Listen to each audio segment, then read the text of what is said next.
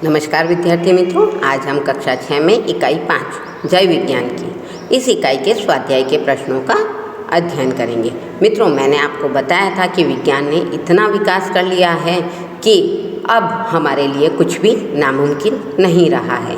विज्ञान ने विकास के साथ साथ मनुष्य की जीवन दिशा भी बदल दी है। आज मनुष्य सुख सुविधाओं से भरा पड़ा है। तो विज्ञान ने मानवता को और मनुष्य को आगे बढ़ने के लिए हमेशा प्रेरित किया है। यहाँ पर पहला प्रश्न है, कंप्यूटर और इंटरनेट से हमें क्या लाभ हुए हैं? तो कंप्यूटर से बड़ी गणना भी पलक झपकते हो जाती है और बटन दबाते ही बैंक में आपका पूरा खाता आपके सामने आ जाता है। घर बैठे आप रेलवे और बस की या हवाई जहाज़ की टिकट भी बुक करा सकते हैं। घर बैठे मुद्रण कार्य भी कर सकते हैं। सेना, शिक्षा, इन सभी क्षेत्रों में कंप्यूटर का उपयोग वरदान सिद्ध हुआ है। इंटरनेट तो हमारे लिए जानकारी का भंडार है। इसमें किसी भी क्षेत्र से संबंधित पूरी और प्रामाणिक जानकारी मिल जाती है। यदि आपको कोई पढ़ने में समस्या आती है तो आप गूगल पर जाकर तुरंत सर्च करते हैं और गूगल पर यानी इंटरनेट के माध्यम से ही आपको उसकी पूरी जानकारी घर बैठे ही मिल जाती है। तो गूगल या इंटरनेट ये भी जानकारी का एक भंडार है, जहां हम घर बैठे अपनी सभी समस्याओं का हल ढूंढ सकते हैं। प्रश्न 2 हमें कह रहा है, समय और शक्ति की बचत कैसे होती है? तो कंप्यूटर जैसे वैज्ञानिक उपकरणों के प्रयोग से समय और शक्ति की बचत होती है। तीसरा प्रश्न है, किन उपकरणों के माध्यम से संदेशा व्यवहार हो सकता है? तो टेलीफोन, मोबाइल, पेजर, फैक्स, इन सभी के माध्यम से हम संदेश व्यवहार कर सकते हैं। प्रश्न 4 है, हम धरती पर सुख सुविधाएं कैसे निर्माण करेंगे? तो हम विज्ञान के नए नए उपकरणों का उपयोग कर धरती पर सुख सुविधाओं का निर्माण करेंगे। प्रश्न 5 है, क्या करने से हम दुनिया में यश पा सकते हैं? तो इसके उत्तर में हम लिखेंगे कि पिछड़ेपन को छोड़कर समय के साथ अगर हम आगे बढ़े तो दुनिया में यश पा सकते हैं। प्रश्न 6 हमें कह रहा है, तुम्हें विज्ञान का कौन सा आविष्कार सबसे अच्छा लगता है और क्यों? तो हमें टेलीविज़न का आविष्कार सबसे अच्छा लगता है, क्योंकि टेलीविज़न ही एक ऐसा माध्यम है जो कि अलग अलग तरीके से हमारा मनोरंजन करता है। तो इसी प्रकार हम अगले प्रश्न की ओर जाते हैं कि निम्नलिखित काव्य पंक्तियों का भावार्थ स्पष्ट कीजिए। कंप्यूटर की क्रांति आ गई, इंटरनेट की परछाई, अधर अधर पर खुशहाली की गंगा यमुना लहराई, बच्चे नई सदी के बोले दूनी अपनी शान की, जय जवान जय किसान जय जय हो विज्ञान की।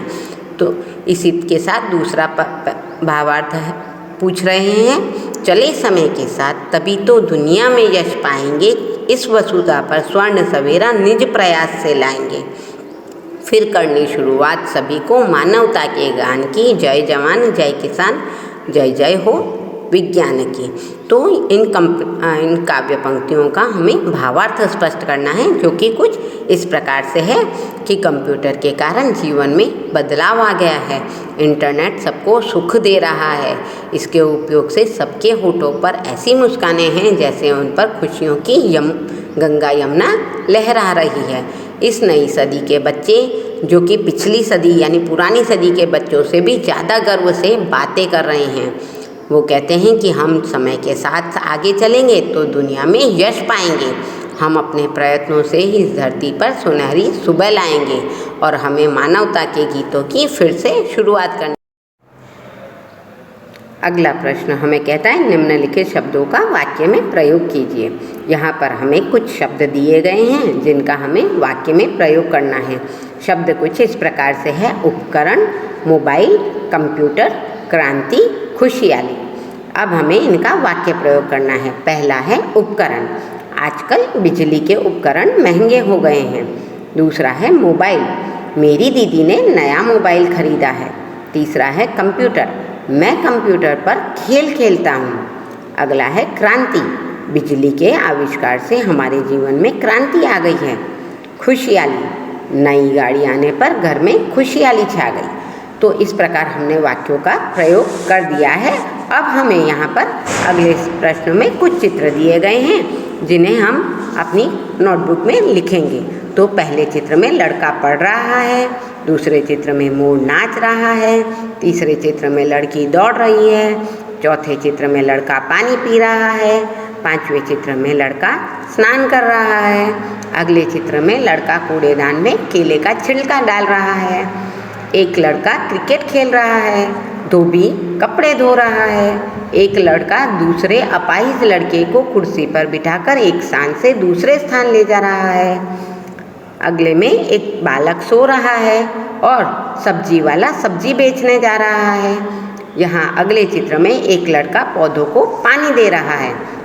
इसी प्रकार अब इन्हें हम वाक्यों में लिखेंगे, जो कि कुछ इस प्रकार से है कि लड़का पढ़ रहा है, मोर नाच रहा है, लड़की दौड़ रही है, लड़का पानी पी रहा है, लड़का स्नान कर रहा है, लड़का कूड़ेदान में केले के छिलके डाल रहा है, लड़का क्रिकेट खेल रहा है, धोबी कपड़े धो रहा है, लड़का बीमार लड़के को पहिए वाली कुर्सी पर बैठा कर ले जा रहा है, बालक सो रहा है, फेरी वाला साग सब्जी बेचने जा रहा है और 12वां वाक्य है लड़का पौधों को पानी दे रहा है।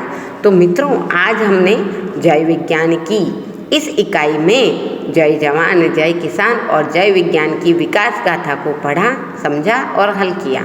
धन्यवाद।